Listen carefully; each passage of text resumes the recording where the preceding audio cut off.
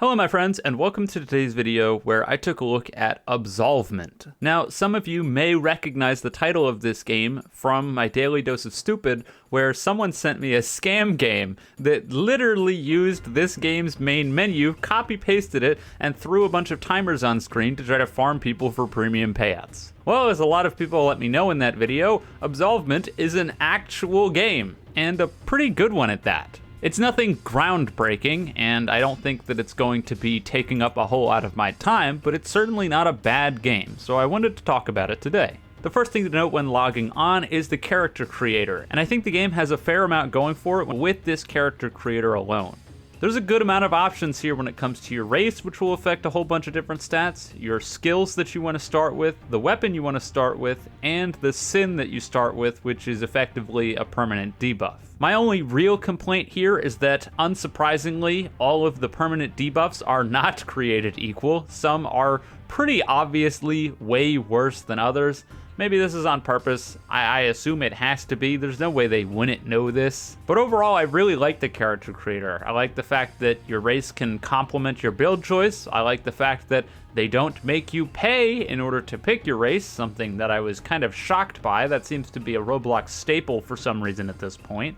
And I mean, really the only thing that's in here that you can pay for is to specifically pick the name of your character, which, like, who cares? I don't even know why this is a microtransaction. Do people actually pay for this? I have no idea. I don't give a rat's ass what my character's name is. I just want to play the game. Anyways, when we do actually launch into the game itself, it puts us into the hub world, and right in front of the character, let me stress this, in front of the character, is an NPC that gives you a whole bunch of information about the game and really pretty much everything that you need to know to enjoy it. I'd end up talking about this more for sure if it was bad, but well, it isn't. It works, and it's good. It even makes a tongue-in-cheek joke saying, quote, something something, game is incredibly difficult with little to no hand-holding. Actually, I think that's the wrong game. Which, yeah. Yeah, imagine adding a singular NPC that tells you the basic mechanics of the game so that way you're not completely clueless. Novel concept, right? Either way, logged in, jumped into my first dungeon, and died immediately. Yeah, I died to the very first enemies that I ever encountered in the entire game and already got worried. My immediate thoughts were, this is going to be a gank fest. If I play this by myself, I'm going to get nowhere, yada yada yada. And I was just wrong. The game, for whatever reason, decided to completely screw me over right off the bat, which is where we get to talk about the RNG and random aspect of this game. There's a lot of RNG going on here, in terms of the loot that you get, the talents that you get, and the design of the level itself. In this specific scenario right off the bat, I got extremely unlucky with two enemies being put right next to each other that immediately aggroed me right away, and I got even more unlucky because one of those enemies was a ranged enemy. So if I was trying to fight the one with the melee, the ranged enemy one would poke me in the back over and over again, and if I tried to fight the ranged enemy, I would constantly get stabbed in the back over and over again. Basically, I was set up for failure, and it was entirely RNG that had happened, which fucking sucks. On my second go around right afterwards, I basically never ran into enemies that were right next to each other. And as for the rest of my play session, on the rare occasions where there were two enemies right next to each other, I would just kite one of them away, fight them in a 1v1, and it was no problem. Needless to say, I got absolutely screwed by this right off the bat, and I'm still not happy about it. That said, it's not directly the game's fault, but it does give us a chance to talk about the fact that this is a permanent death game. Now, I'll be totally honest, I don't see the need for permadeath in this game, just like how I don't see the need for permadeath in a lot of games, and it feels like it's only there in order to artificially extend the playtime of the players who are playing it because the actual content on display is not all that impressive. I've seen this in about 100 Roblox games. Permadeath is the end-all be-all way out for Roblox developers who have games that don't have a whole lot of content, so that way they can make you replay the same stuff over and over again. And I don't think Absolvement at this point in time is at all exempt from that criticism. You effectively have 3 lives, and if you die 3 times, it's back to the beginning. There are items in the game that you can get in order to restore lives, but they're rare on purpose. Surprise, surprise.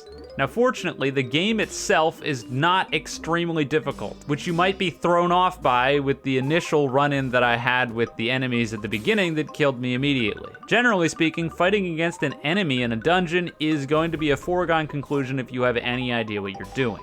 It was like this from the beginning and up until the end, and I can only imagine that it probably continues this way because the difficulty appears to be relatively static. I might be wrong on that. I would probably spend some time here talking about the difficulty of the game when it came to the differentiation with playing alone versus playing with other people, but playing with other people was absolutely fucking impossible. I don't know if I just got unlucky, I don't know if the matchmaking is bugged, I don't know if there are trolls everywhere, but I, for the life of me, could not get a singular game with other people. I tried to host my own games, no one would ever show up. I would join into other people's games, and even if the lobby became full, they would never start the game, so we could never play. I don't know what's going on here. It almost seems like a sick joke. I unironically, I wish I was joking, spent 30 minutes trying to get into a game with other players and was not successful. Something's going on here, or people are just real assholes,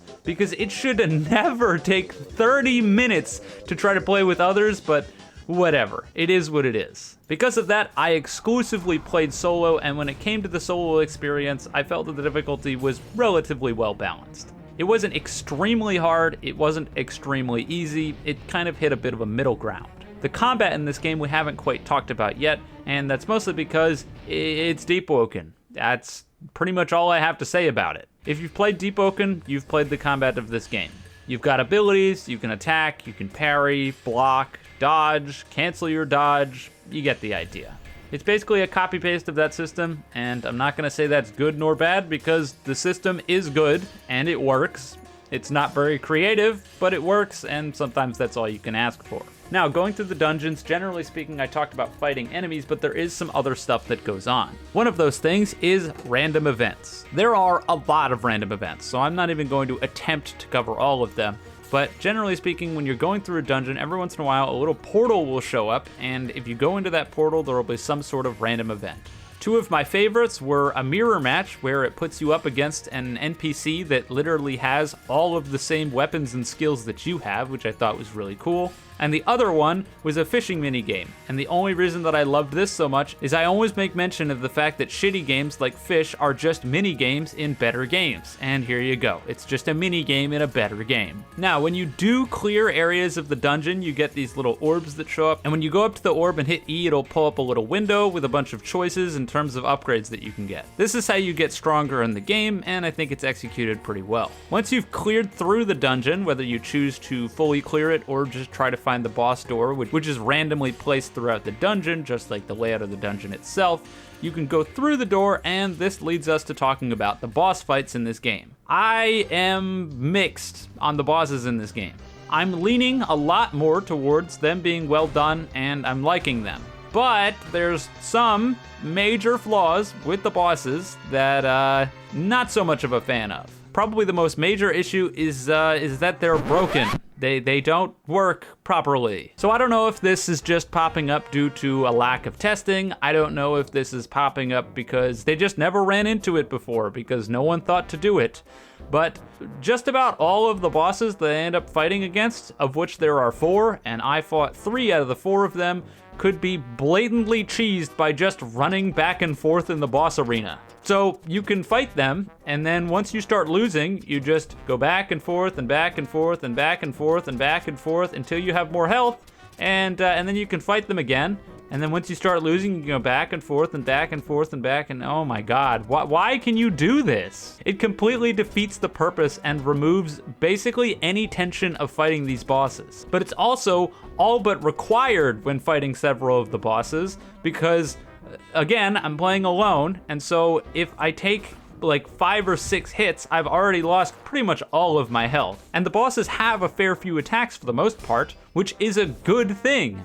But when I'm getting hit by all of those attacks and they're doing tons of damage, which forces me to run back and forth and back and forth and back and forth, well, I'm not having fun anymore now, am I? And I'm sure there are going to be people that are going to say, well, skill issue Eclipse, if you perfectly parried and dodged all of the attacks at all times, then this wouldn't happen. And you're not entirely wrong if you would say that. And I will say that the idea of giving the enemy a stagger bar helps a lot, because it means that even if you're not directly doing damage, if you're successfully parrying enemy attacks, then you can get to a point where you're able to get a damage phase and get some damage in when it otherwise might be more difficult. Now, just like with the sins that I mentioned earlier, not all the bosses are created equally. Some of them are just significantly easier than the other ones. Most notably, the Stone Watcher, which is an absolute joke. And once you figure out how to deal with it, it is absolutely a cakewalk and hilariously easy. Meanwhile, this Blood Hunter guy is an absolute nightmare, has a shitload of attacks that do a ton of damage,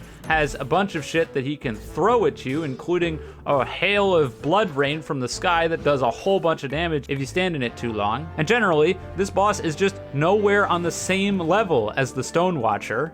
I ran into similar problems with this ice boss, which absolutely kicked my ass, although I only got the chance to fight that one once, and maybe if I had fought it more, it would have been a different story. I can't say for sure. But at the end of the day, like I said, there's only 4 bosses in the game as of current, one of which I didn't even get to fight despite playing the game for 2.5 hours. Technically 3 if we count the 30 minutes that I just sat there doing nothing. But 2.5 hours of gameplay and 4 bosses later, I almost feel like I've already experienced all of the content that the game has to offer, and that sort of is a problem in of itself.